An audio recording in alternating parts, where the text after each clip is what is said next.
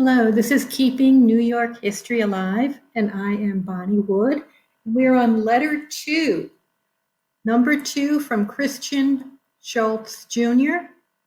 and his travels on an inland voyage.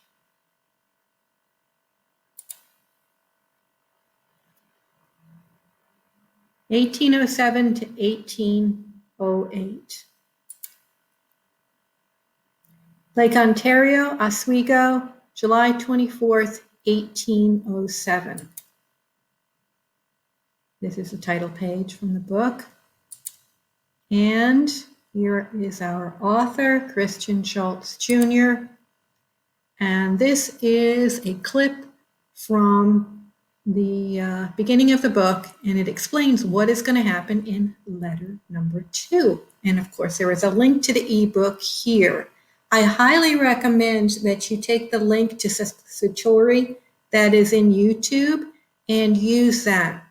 When you use that, you can get enlargements. You have links to every one of the images that are here included in the presentation, and also a link to the ebook.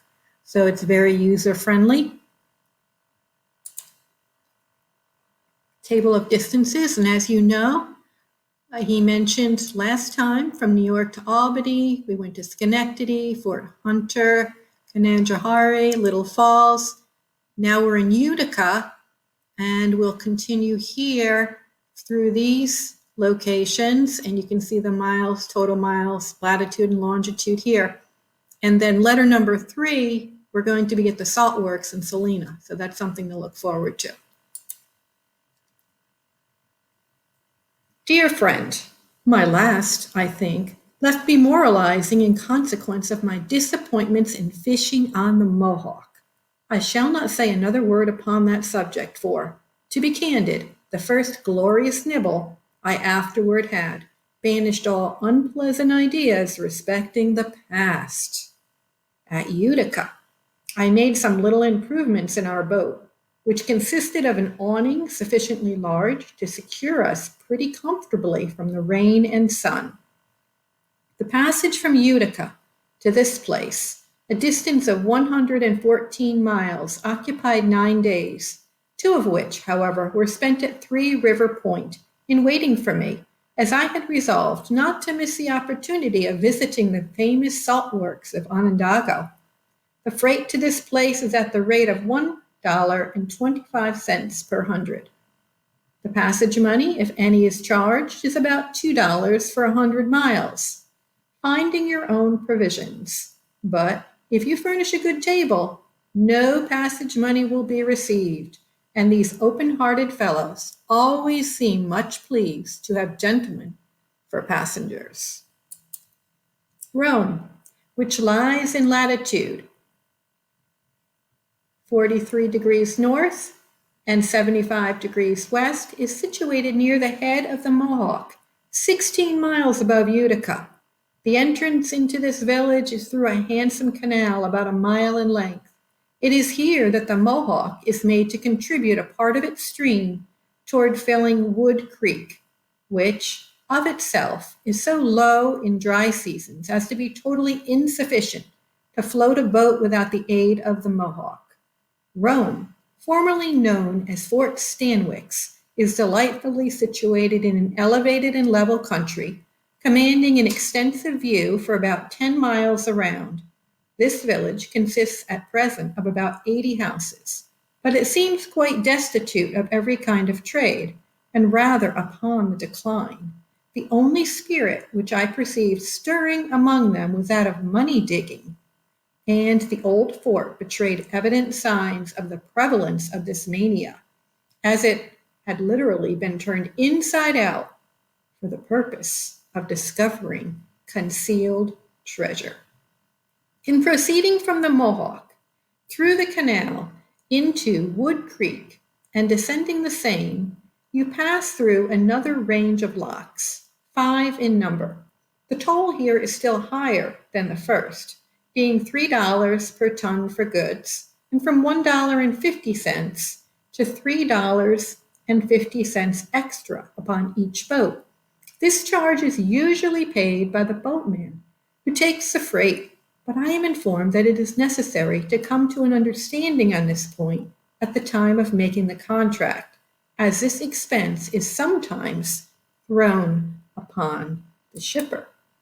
Wood Creek is a narrow, crooked, and sluggish stream, about 24 miles in length from its head at Rome to its junction with the Onondaga River, and about 12 yards wide after passing through the locks. It winds through a low, swampy tract of country from 8 to 10 miles in length and 4 or 5 in breadth.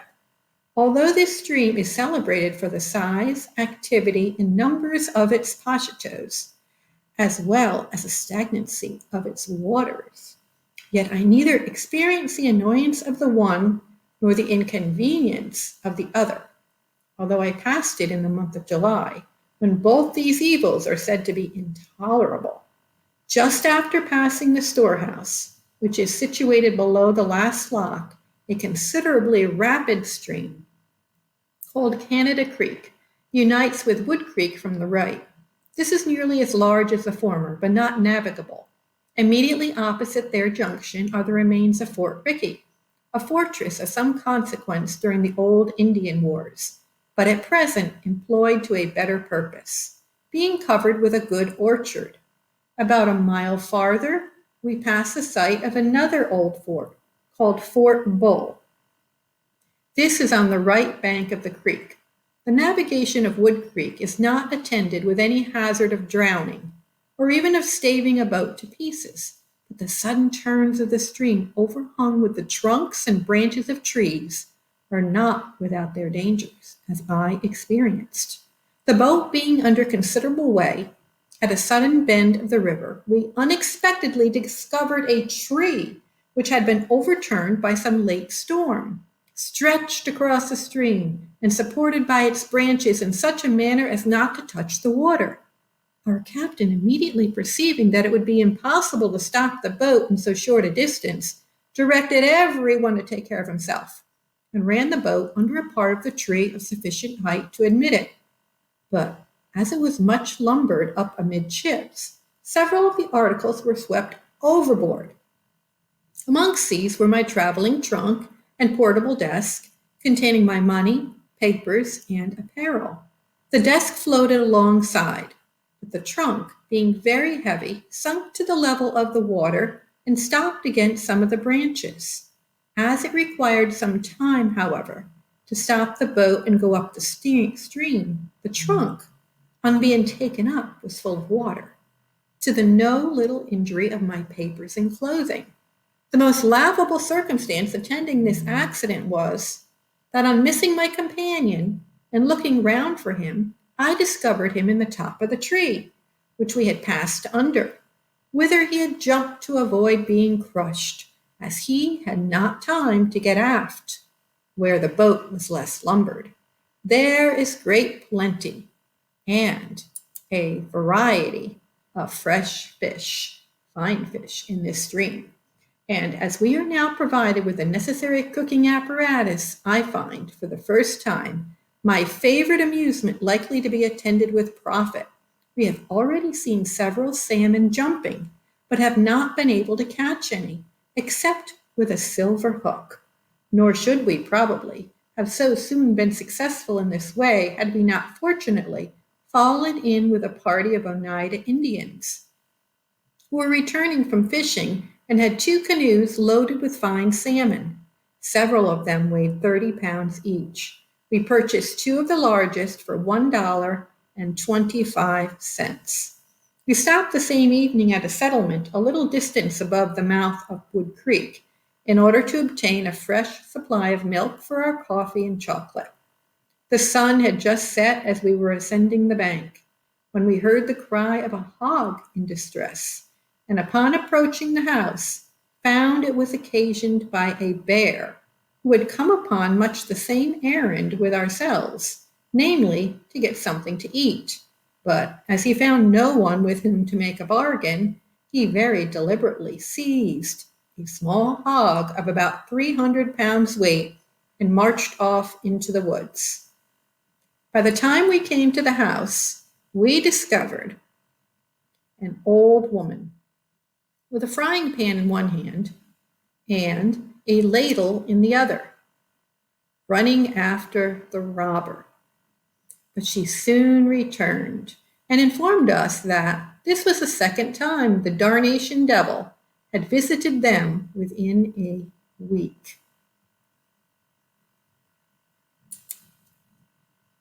Wood Creek is joined on the right by Fish Creek, which, with more propriety, might be denominated a river, as it is at least 5 times as large as Wood Creek, but navigable for 10 miles only. This stream is much resorted to by the Oneida Indians on account of the great quantities of salmon and other fish which it affords, as likewise from its being favored with numerous springs of excellent water, which in this country is considered as a very great luxury. About 1.5 miles below the mouth of Fish Creek, the collected waters of these 2 streams are discharged into the Oneida Lake, where are still to be seen the remains of Fort Royal, formerly a post of considerable importance in checking the roving parties of Indians on this part of the frontier. Oneida Lake is a most charming and beautiful sheet of water, about 30 miles in length and 5 in breadth, and I believe affords the best and greatest variety of fish of any water in the western part of this state. I have seen salmon, pike, and catfish taken in this lake from 5 to 35 pounds weight, and chub, Oswego bass, and white bass from 2 to 5 pounds. Besides, a great variety of smaller and less esteemed fish. Eels are found here in the greatest abundance and are the finest and largest that ever I saw. They have an invention for taking them similar to our eel pots, but made very large and requiring no bait. These are always set in a strong current, either at the inlet or outlet of a lake, or on some swift part of the stream upon the rivers. 2 ridges of stones are piled up in the manner before described on the Mohawk River, at the lower end of which the pot or basket is set. I was present when one of the baskets, which had been set overnight, was taken up. It filled 2 barrels, and the greater part of the eels weighed from 2 to 3 pounds each. I have been always prejudiced against eating eels on account of a rancid taste which I perceived in them. But being prevailed upon to taste of these, I must declare that I never before tasted any fish so delicious, without excepting even the salmon. A family who live at the outlet of this lake depend almost entirely upon this eel fishery for their support. They salt down about 40 barrels a year and find a ready sale for them at $10 a barrel. The Oneida Indians, from whom this lake derives its name, are generally settled in this neighborhood. We had occasionally met with 1 or 2 families of them previously to our arrival at the lake, but here we found a collection of about 40 who were amusing themselves with shooting arrows, pitching quoits, and throwing large stones. We made a stop here for the night and found them all remarkably civil and well disposed. There is a tolerably good tavern kept at this place by a Mrs. J. and her sister, a young woman, who, you may be assured, display no ordinary degree of courage in dealing out whiskey to 30 or 40 Indians, who generally rendezvous at this place, especially as there is no other white settler within sight or call, should any accident render immediate assistance necessary. I made a small excursion along the border of this lake, and, although the shore was low, yet I found a firm, dry, white sandy beach to walk upon. Some other parts of it, however, I was informed were low and swampy. I was much amused in the evening by a singular illumination upon the lake, which I was at first wholly unable to account for. The water at this part of the lake, it seems, is very shallow, for nearly half a mile from the shore, and being perfectly transparent, and the bottom a white sand, the smallest object may be readily distinguished.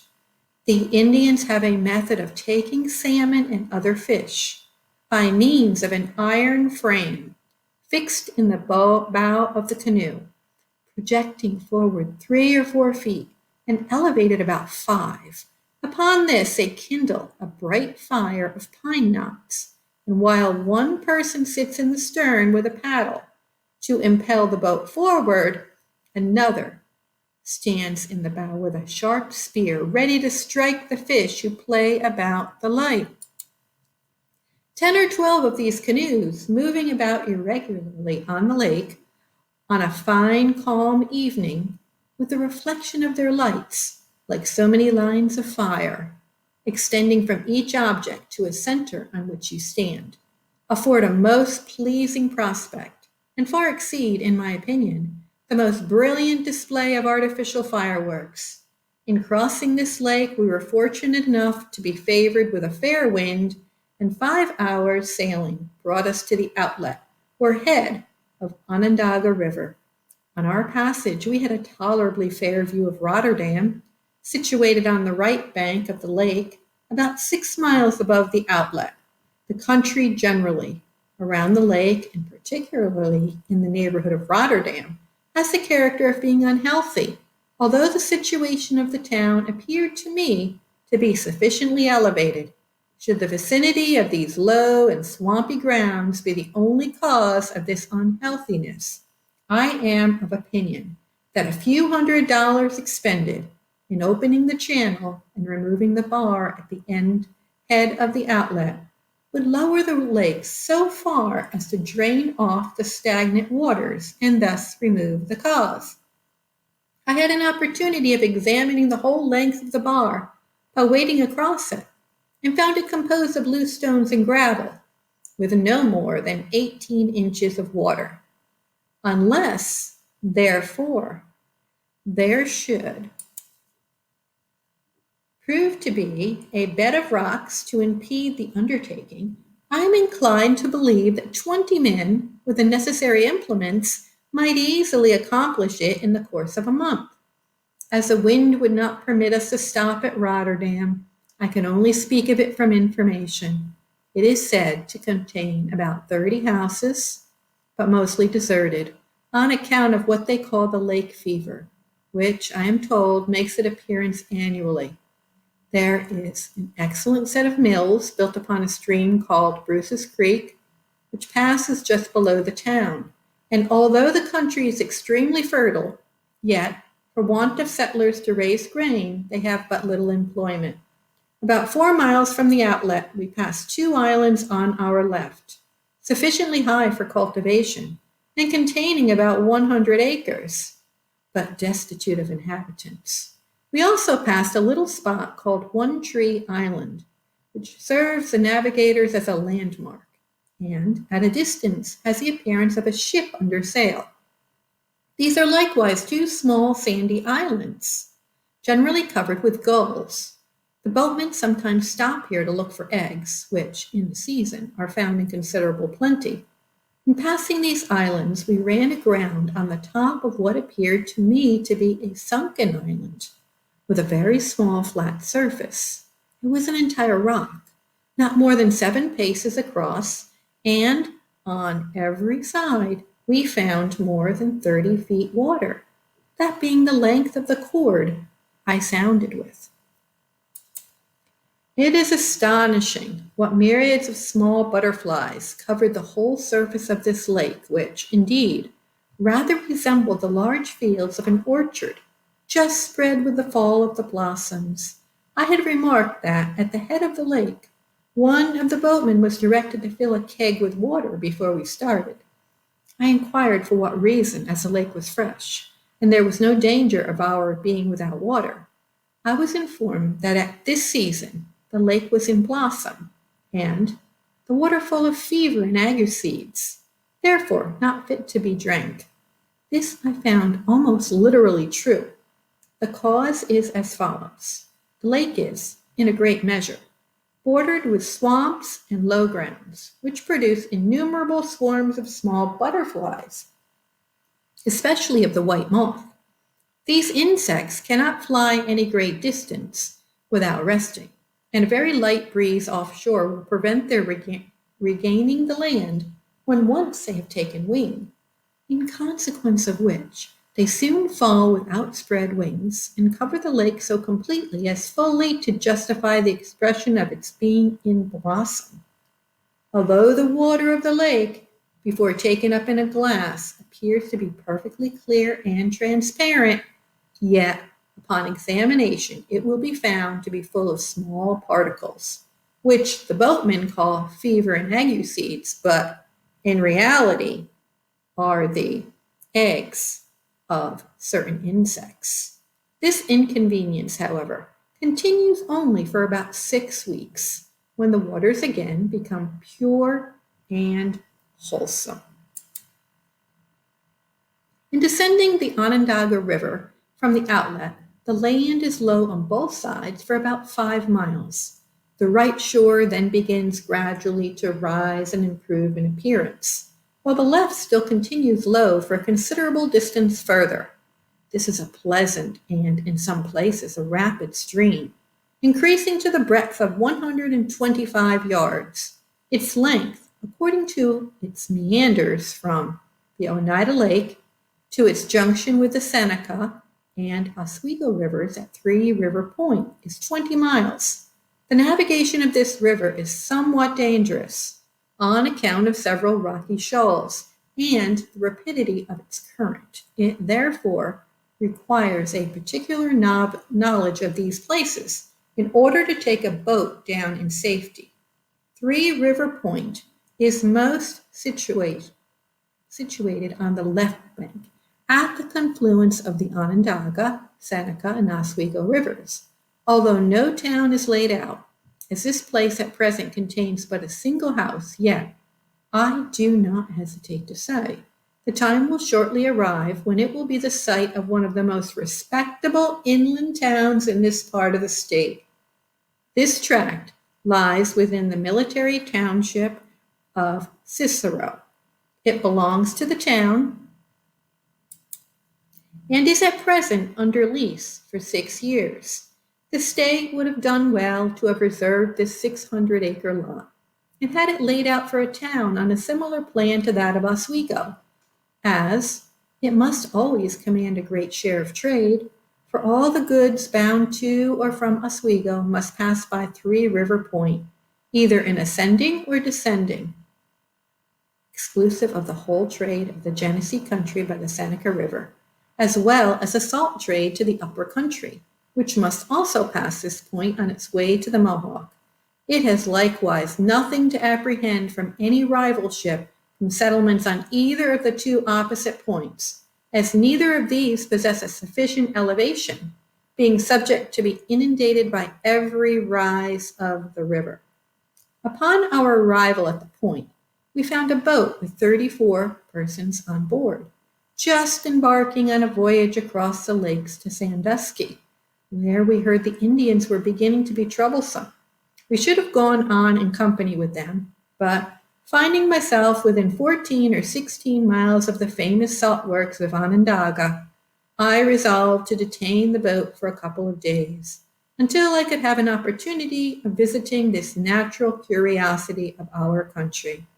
I accordingly made an offer to our captain, who I have found very kind and obliging, to pay him $6 per day for all the time he should lose. To this he not only assented, but likewise offered to accompany me. After some little trouble, I engaged a couple of men with a canoe, and we set out the same evening, and arrived at the salt works about midnight, a description of which shall be the subject of my next. Yours, C.S. Thank you for viewing this production of Keeping New York History Alive, narrated by me, Bonnie Wood.